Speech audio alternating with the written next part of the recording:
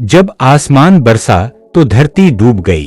पंजाब के खेत बने समंदर और हिमाचल की पहाड़ियां बन गईं तबाही का मंजर। कहीं पानी ने घर बहा दिए तो कहीं पहाड़ों ने रास्ते निगल लिए। क्या ये सिर्फ बारिश थी या इंसान की गलती? आज जानेंगे पंजाब के जल भराव और हिमाचल की तबाही की असली कहानी।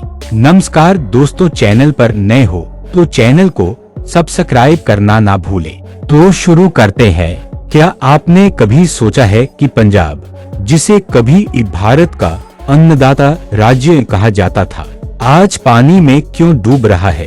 क्यों किसानों की उपजाऊ जमीन दलदल बन रही है? क्यों गांव-गांव में खेतों में पानी भरा है, घरों की दीवारें फट रही हैं और ट्यूबवेल सूख चुके हैं? और क्या इसका असली कारण सिर्फ बारिश है या फिर हमने खुद अपनी धरती के साथ ऐसा कुछ किया है जो अब हमें भारी पड़ रहा है?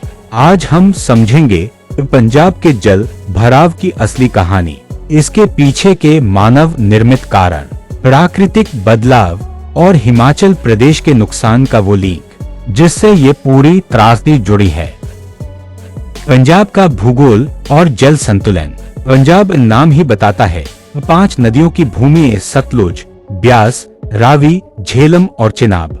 यहाँ कभी पानी की कमी नहीं थी, बल्कि यहाँ का भूजल स्तर बहुत स्थिर था। लेकिन आज वही पानी पंजाब के लिए मुसीबत बन गया है। जहाँ कभी जमीन 200 फुट गहराई तक सूखी नहीं होती थी, आज कई जगहों पर पानी सिर्फ 5-10 फुट नीचे ही जमा है।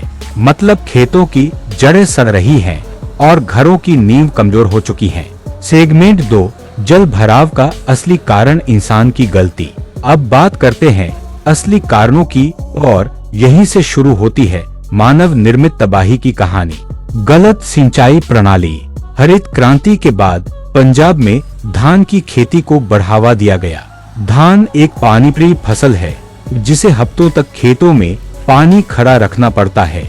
नतीजा ये हुआ कि अत्यधिक सिंचाई से भूजल ऊपर चढ़ गया और जल भराव की स्थिति बनी। ड्रेनेज सिस्टम की बर्बादी। पहले गांवों में नालियां और छोटे ड्रेन चैनल होते थे जो बारिश और सिंचाई का पानी बाहर निकालते थे, लेकिन धीरे धीरे वे या तो कंक्रीट से बंद हो गए। नहरों का लीकेज। सतलुज और ब्यास की नहरें कई जगहों से लीक होती हैं। वो पानी खेतों में रिसता है और जमीन के नीचे जमा होकर दलदल बना देता है। इससे जलस्तर ऊपर आता जाता है। गलत फसल पैटर्न।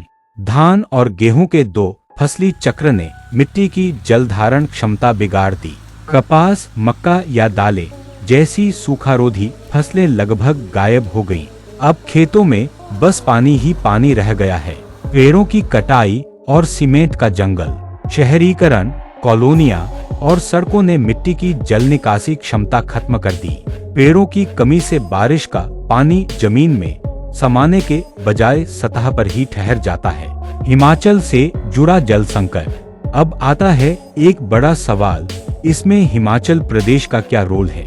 दरअसल पंजाब की कई नदियां हिमाचल से निकलती हैं। पिछले कुछ सालों में हिमाचल के ग्लेशियर और नदियों में तेज बदलाव आए हैं, क्योंकि वहां बेतहाशा निर्माण, डैम प्रोजेक्ट्स और लैंडस्लाइड्स बढ़ गए हैं। जब हिमाचल में बारिश या बर्फ पिघलने से पानी तेजी से नीचे आता है तो पंजाब के मैदानी इलाकों में अचानक जल प्रवाह बढ़ जाता है।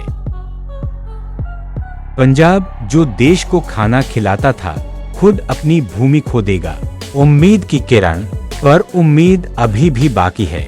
अगर सरकार, वैज्ञानिक और किसान साथ आए तो हालात सुधर सकते हैं। फसल विविधीकरण, क्रॉप डाइवर्सिफिकेशन।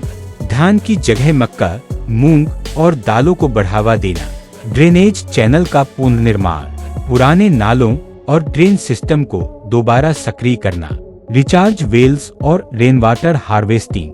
बारिश के पानी को जमीन में उतारने की व्यवस्था करना। नहर लीकेज पर नियंत्रण। सीमेंट और पाइप सिस्टम से नहरों की मरम्मत। वनीकरण और हरित क्षेत्र। पेड़ लगाना ताकि पानी का प्राकृतिक प्रवाह बहाल हो। पानी वही है जिसने पंजाब को सोने की चिड़िया बनाया और अब वही पानी उसकी जमीन को निगल रहा है। लेकिन फर्क सिर्फ इतना है, पहले पानी ने हमें जिंदा किया था, अब हमारी गलतियों ने पानी को जहरीला बना दिया है।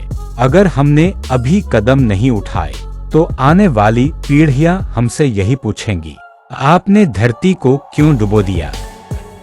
नतीजा नहरों में ओवरफ्लो, खेतों में जल भराव और गांवों में बाढ़ जैसी स्थिति, यानी हिमाचल का जल असंतुलन पंजाब के लिए धीमी मौत बन रहा है। तबाही का असर, अब जरा देखें इसका असर। खेती चौपट, 10 लाख हेक्टेयर से ज्यादा जमीन प्रभावित है, फसलें सड़ रही हैं और किसान कर्ज में डूब रहे हैं।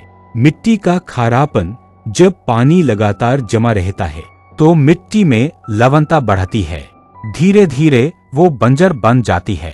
भूजल प्रदूषण, नीचे जमा पानी में नाइट्रेट और रासायनिक खाद मिलकर जहरीला जल बना रहे हैं। स्वास्थ्य पर असर, स्किन डिजीज, जोड़ों का दर्द और पानी से फैलने वाली बीमारियां आम हो गई हैं।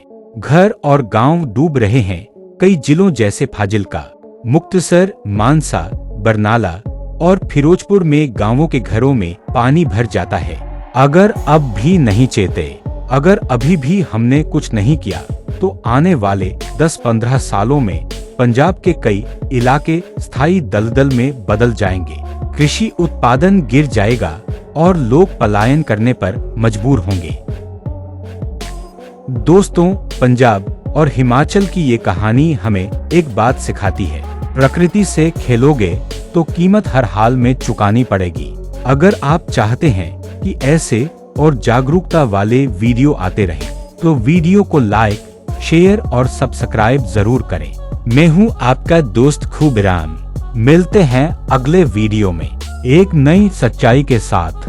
तब तक सुरक्षित रहें और सोचें, क्या हम सच में तबाही से पहले जाग पाएंगे। जय हिंद, जय भारत।